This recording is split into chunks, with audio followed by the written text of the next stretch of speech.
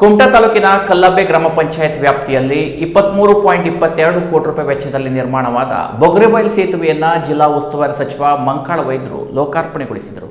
ಕುಮಟಾ ತಾಲೂಕಿನ ಕಲ್ಲಬ್ಬೆ ಗ್ರಾಮ ಪಂಚಾಯತ್ ವ್ಯಾಪ್ತಿಯಲ್ಲಿ 2017-18ನೇ ಸಾಲಿನಲ್ಲಿ ಮಂಜೂರಾದ ಬೊಗ್ರೆಬೈಲ್ ಸೇತುವೆ 2026ರಲ್ಲಿ ಪೂರ್ಣಗೊಂಡಿದ್ದು, ಕರ್ನಾಟಕ ರಸ್ತೆ ಅಭಿವೃದ್ಧಿ ನಿಗಮವು 23.22 ಕೋಟಿ ರೂಪಾಯಿ ವೆಚ್ಚದಲ್ಲಿ ಈ ಸೇತುವೆ ಕಾಮಗಾರಿಯನ್ನು ಪೂರ್ಣಗೊಳಿಸಿದೆ. ಈ ನೂತನ ಸೇತುವೆಯನ್ನು ಲೋಕಾರ್ಪಣೆಗೊಳಿಸಿ ಮಾತನಾಡಿದ ಜಿಲ್ಲಾ ಉಸ್ತುವಾರಿ ಸಚಿವ ಮಂಕಾಳು ಎಸ್ ವೈದ್ಯ ಅವರು, ಇಲ್ಲಿನ ಜನರ ಬೇಡಿಕೆಯಂತೆ 2017-18ನೇ ಸಾಲಿನಲ್ಲಿ ನಮ್ಮದೇ ಕಾಂಗ್ರೆಸ್ ಸರ್ಕಾರ ಈ ಸೇತುವೆ ಕಾಮಗಾರಿಗೆ ಶಂಕುಸ್ಥಾಪನೆಯನ್ನ ಅಂದಿನ ಸಿಎಂ ನಮ್ಮ ಸಿದ್ದರಾಮಯ್ಯ ಸಾಹೇಬರು ನೆರವೇರಿಸಿದ್ರು. ಅಂದು ನಮ್ಮ ಶಾರದಾ ಶೆಟ್ಟರು ಶಾಸಕರಾಗಿದ್ದರು. ಈಗ ಆ ಸೇತುವೆಯ ಕಾಮಗಾರಿ ಮುಗಿದಿದ್ದರಿಂದ ನಾನು ಲೋಕಾರ್ಪಣೆ ಮಾಡಿದ್ದೇನೆ.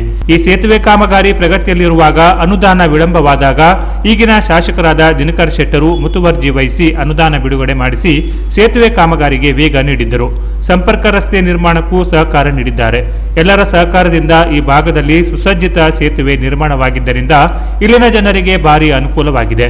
ನಮ್ಮ ಸರ್ಕಾರದ ಉದ್ದೇಶವು ಅದೇ ಗ್ರಾಮೀಣ ಭಾಗದ ಜನರಿಗೆ ಅನುಕೂಲ ಮಾಡಿಕೊಡುವ ನಿಟ್ಟಿನಲ್ಲಿ ನಾವೆಲ್ಲರೂ ಕಾರ್ಯನಿರ್ವಹಿಸುತ್ತಿದ್ದೇವೆ ಎಂದರು.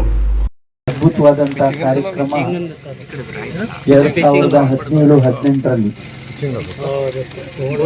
ಸುಮಾರು 350 ಕೋಟಿ ರೂಪಾಯಿ ಜಿಲ್ಲೆಗೆ ಕೊಟ್ಟಿದ್ರು. ಅದು ಪ್ರಪ್ರಥಮ ಬಾರಿಗೆ KRDCL ಆ ಯೋಜನೆ ಆ ಇಲಾಖೆ ಬಂದಿದ್ದು ನಮ್ಮ ಜಿಲ್ಲೆಗೆ ಬಂದಿದ್ದು ಪ್ರಪ್ರಥಮ ಅಂದರೆ ತಪ್ಪಾಗಲಿಕ್ಕಿಲ್ಲ. ಯಾಕೆಂದರೆ ಈ 5 ತಾಲೂಕಿಗೆ ಬರಲಿಲ್ಲ.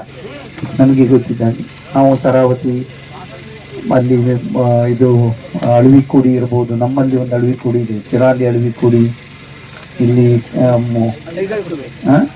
ಐಗೂರು ಕೊಳುವೆ, ಗಂಗಾವಳಿ ಮಂಜುಗುಣಿ, ಆ ಕಡೆ ನಮ್ಮದು ಇವರು ಸತೀಶ್ ಐಲೂರು ಕ್ಷೇತ್ರ, ಅಂಕೋಲ ಎಲ್ಲ ಟೋಟಲ್ ಹೆಚ್ಚು ಕಡಿಮೆ ಇದು 8ನೇ ವರ್ಷ ಅಂತ ಕಾಣ್ತದೆ.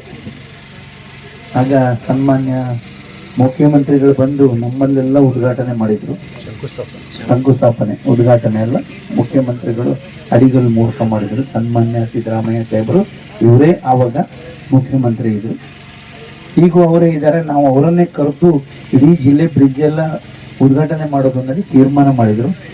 ಮತ್ತು ಜನರು ಭಾರಿ ಬೇಡಿಕೆ ಇದೆ, ಮತ್ತು ನಿಲ್ಸ್ಕೊಂಡಿರೋದು ಸರಿಯಲ್ಲ, ನಾವು ಮಾಡಿದ್ದು ಸಾಮಾನ್ಯ ಜನಕ್ಕೆ ಬಡವರಿಗೆ ಅನುಕೂಲ ಆಗಲಿಲ್ಲ.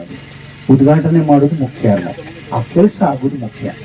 ಅದಕ್ಕೆ ಸಹಕಾರ ಮಾಡಿದವರು ಫಸ್ಟ್ ಶಾಸಕರು ಇವರು ಶಾರದಾ ಶೆಟ್ಟರು ಅವರ ಏನು ಪ್ರಯತ್ನದಿಂದ ಬಂದಂಥದ್ದು.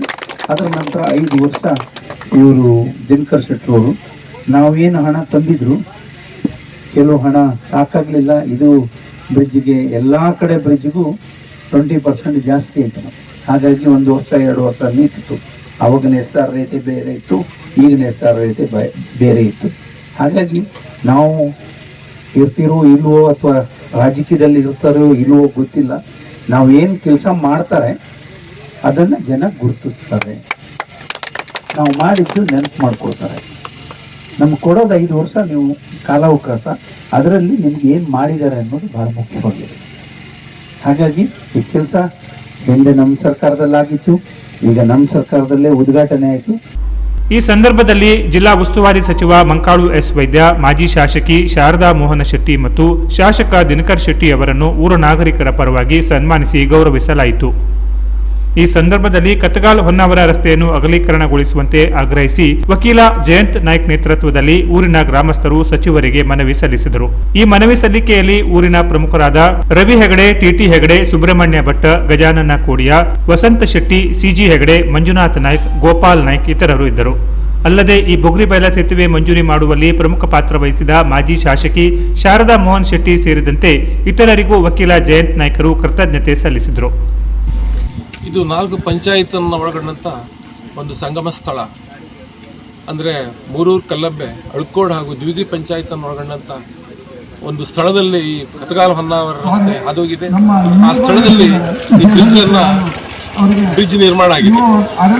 ಈ ಬ್ರಿಡ್ಜ್ನ ಪ್ರಪೋಸಲ್ ನಾವು ಸಿದ್ದರಾಮಯ್ಯ ಅವರ ಸರ್ಕಾರ ಇದ್ದಾವಾಗ ಸುಮಾರು 2017ನೇ ಇಸ್ವಿಯಲ್ಲಿ ಕುಮಟಾ ಹೊನ್ನಾವರ ಕ್ಷೇತ್ರವನ್ನು ಆಗ ಶಾರದಾ ಶೆಟ್ಟಿ ಅವರು ಪ್ರತಿನಿಧಿಸ್ತಾ ಇದ್ದರು.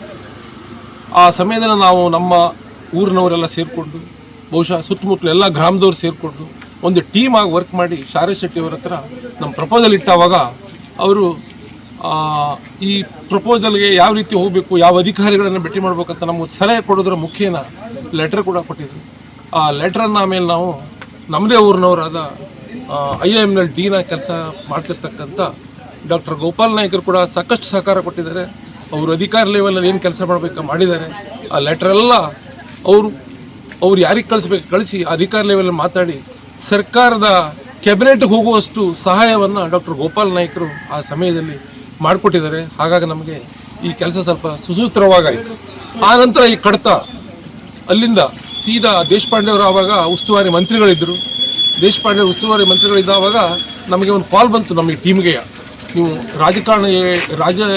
ದೇಶಪಾಂಡೆ ಅವರು ಟೇಬಲಲ್ಲಿದೆ, ಆದಷ್ಟು ಬೇಗ ಇದನ್ನು ನೀವು ಕಳಿಸೋಂಗೆ ಮಾಡಬೇಕು ಬೆಂಗಳೂರಿಗೆ ಅಂತ ಹೇಳಿದವಾಗ ನಾನು ಮಂಜುನಾಥ್ ನಾಯ್ಕ ಮತ್ತು ಕೆಲವೆಲ್ಲ ಸೇರಿ ವಿಚಾರ ಮಾಡಿದ್ವಿ, ಯಾರನ್ನು ಹಿಡಿದು ಇಮಿಡಿಯೇಟ್ ಕಳಿಸ್ಬೇಕಂತ ಹೇಳಿದವಾಗ ನಾನು ಮತ್ತು ಮಂಜುನಾಥ್ ನಾಯ್ಕ ಸೇರಿ ಸೀದಾ ಹೊನ್ನಾವರ್ ಹೋಗಿ RN ನಾಯ್ಕರ ಮುಖೇನ ದೇಶಪಾಂಡೆ ಅವ್ರಿಗೆ ಕಾಲ್ ಮಾಡಿ ಮತ್ತು ದೇಶಪಾಂಡೆ ಅವರು 2 ದಿವಸದಲ್ಲಿ ಆ ಕಡತವನ್ನು ಕಳಿಸುವಂಥ ಕೆಲಸವನ್ನು ಮಾಡಿಕೊಟ್ಟಿದ್ದಾರೆ. ಹಾಗಾಗಿ ಬ್ರಿಡ್ಜನ್ನು ನಿರ್ಮಾಣ ಮಾಡುವಲ್ಲಿ ಆಗಿನ ಉಸ್ತುವಾರಿ ಮಂತ್ರಿಗಳಾದ ದೇಶಪಾಂಡೆ ಅವರ ಪಾತ್ರ ಕೂಡ ದೊಡ್ಡ. ಅದೇ ರೀತಿ ಎಲ್ಲರೂ ಸಹಕಾರ ಕೊಟ್ಟಿದ್ದಾರೆ. ಮತ್ತು ಇದರಿಂದ ಈಗ ತುಂಬ ಜನ ಇದನ್ನು ಹೆಲ್ಪ್ ತಗೊಳ್ತಾ ಇದ್ದಾರೆ. ಸಾಕಷ್ಟು ವೆಹಿಕಲ್ ಓಡಾಡ್ತಾ ಇದೆ. ನಮಗೆ ಬೇಕಾಗಿರೋದಂದರೆ ಶೀಘ್ರವಾಗಿ ಇಲ್ಲಿ ಈ ರಸ್ತೆ ಶೀಘ್ರವಾಗಿ ಆಗದೇ ಇದ್ದರೆ, ರಸ್ತೆ ಸ್ವಲ್ಪ ಅಗಲೀಕರಣ ಮಾಡದೇ ಇದ್ದರೆ ತುಂಬ ಅನಾನುಕೂಲ ಆಗ್ತದೆ ಮತ್ತು ಅಪಘಾತ ಕೂಡ ಆಗೋ ಸಾಧ್ಯತೆ ಇದೆ. ಈಗ ರಸ್ತೆ ಕೂಡ ನಾವು ಪ್ರಪೋಸಲ್ ಕಳಿಸಿದ್ದೀವಿ, ಅದನ್ನು ಕೂಡ ನಾವು ನಿರೀಕ್ಷೆಯಲ್ಲಿ ಇದ್ದೇವೆ. ಬಹುಶಃ ಈ ಬಜೆಟ್ನಲ್ಲಿ ಸೇರ್ಬೋದು ಅಂತ. ಬಹುಶಃ ಇದರ ಮುಖೇನ ನಾನು ರಾಜಕಾರಣಿಗಳಿಗೆ ಒತ್ತಾಯಪಡಿಸುತ್ತೇನೆ ಅಂತ ಹೇಳಿದ್ರೆ ಈ ಆದಷ್ಟು ಶೀಘ್ರವಾಗಿ ಸರ್ಕಾರದಿಂದ ಮಂಜೂರು ಮಾಡಿಕೊಡುವಂಥ ವ್ಯವಸ್ಥೆ ಅಂತ ಮಾಡಿ ಈ ಜನರ ಪ್ರೀತಿಗೆ ಪಾತ್ರರಾಗಿ ಅಂತ ಹೇಳಿ ಈ ಸಂದರ್ಭದಲ್ಲಿ ಕುಮಟಾ ಬ್ಲಾಕ್ ಕಾಂಗ್ರೆಸ್ ಅಧ್ಯಕ್ಷ ಭುವನ್ ಭಾಗವತ್, ಕಲ್ಲಬ್ಬೆ ಗ್ರಾಮ ಪಂಚಾಯತ್ ಅಧ್ಯಕ್ಷೆ ಕಮಲಾ ನಾಗರಾಜ್ ಮುಕ್ರಿ, ಮೂಳೂರು ಗ್ರಾಮ ಪಂಚಾಯತ್ ಅಧ್ಯಕ್ಷೆ ಭಾರತಿ ನಾಯ್ಕ್, ಮಾಜಿ ಅಧ್ಯಕ್ಷೆ ಶೋಭಾ ನಾಯ್ಕ್, ಗ್ರಾಮ ಪಂಚಾಯತ್ ಸದಸ್ಯರು, ಕಾಂಗ್ರೆಸ್ ಮುಖಂಡರಾದ ಹೊನ್ನಪ್ಪ ನಾಯಕ್, ರತ್ನಾಕರ್ ನಾಯ್ಕ್, ಭಾಸ್ಕರ್ ಪಟ್ಗಾರ್, ವೈಭವ್ ನಾಯ್ಕ್, ಪ್ರಮುಖರಾದ ಚಂದ್ರಹಾಸ್ ನಾಯ್ಕ್, ಮೈಕಲ್ ಫರ್ನಾಂಡಿಸ್, ವಿನಾಯಕ ಅಂಬಿಗ ಇತರರು ಇದ್ದರು. Canara plus news, Kumta.